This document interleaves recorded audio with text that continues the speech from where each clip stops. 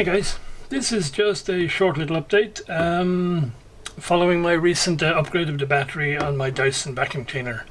So rather than just chuck the old battery pack into recycling, I thought I'll see if I can recover the 18650 cells out of it, because, well, my experience with laptops over the years is half the time it's the charging circuitry that's gone, not the actual cells themselves. And so I thought, well, at least I'd get some cells out of it. So taking this thing apart is basically a nightmare. I had to cut the whole plastic off the outer part to get at this guy, which is the little container for the cells. This thing here is sort of has two location points, and it's glued on with some glue here. This glue also, just to make it more evil still, there's a hole here, and when they put the glue in, it goes down into these two cell locations, and so of the 6 cells, these two are effectively glued in, as well as the normal little lugs here, which are used to hold the rest of the cells in. So to get these two out requires a little bit more force, and what ends up happening is the thin plastic film around the cell, and you end up ripping it off to get it out.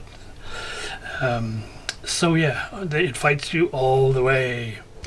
Speaking of 18650s, the other thing I will just quickly mention is I just happened separately to have bought some 18650s online because they claim to have 4,000 milliamp hours. And you know, they look quite good. The only problem is they're not really 18650, they're 18680, because they're about 3 mil longer than a regular 18650. So just to be aware that this thing won't fit in a regular 18650 battery holder. So anyway guys, that's it. That was just a quick share with a little experience in case you guys want to get into that yourself at some point. But at least I have a bunch of 18650s that I think are gonna probably work fine when I get them all through a charging cycle and everything else. So guys, here's another little item that's going to need taking care of, but I don't know how easy or difficult that's going to be. This is my Agilent multimeter, the 1273AX. As you can see, the screen is really dim, and that's its brightest setting. So that's like not so bright, and that's dim, which is gone basically, and that's its maximum brightness. So I didn't realize that OLED screens degrading was a thing, but it is, and this is a couple of years old, but it's not 10 years old.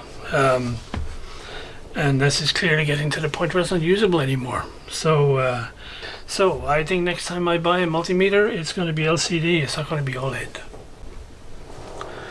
So this is my little Geiger counter project I did a while ago, and it merrily clicks away, picking up background radiation, but I never had anything radioactive to find out, is it really working or is it just chirping? So after watching a little video by Big Clive, I got this this wand thing, which is ostensibly some sort of healing device, but according to Clive, it is mildly radioactive, so... And he's right, it is.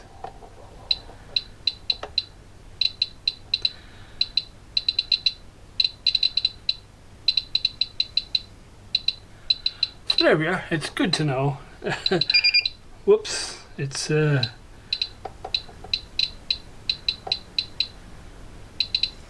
sounding the alarm there. There we go.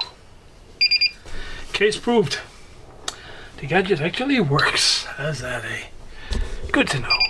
So this is a little to-do item that's been outstanding for a while since I fixed this oud. I don't have an oud stand. All I had was a guitar stand, and unfortunately, because the bowl of an oud is so much deeper than a guitar,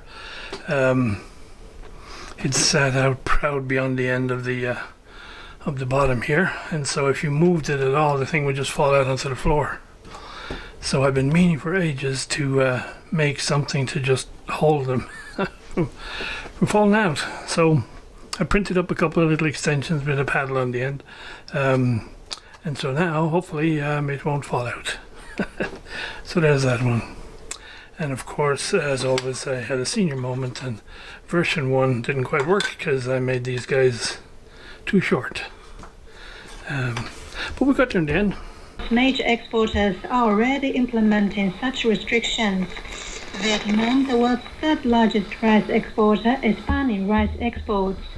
However, Yum Brands, the parent company of fast food giants McDonald's and KFC, says the restrictions have not significantly affected the world's catering industry yet. Chris Kempzinski is McDonald's CEO. 40,000 restaurants globally. We have not had one single instance of a supply break. As to whether that happens going forward, I think we're going to have to see. But so far, we have not had a single supply break globally. Der Kanzlei des Premierministers verspricht außerdem, dass die Regierung weitere unterstützende Maßnahmen für alle Unternehmen und berufliche Tätigkeiten ausarbeiten wird. Große Unternehmen, kulturelle und sportliche Tätigkeiten, Nichtregierungsorganisationen,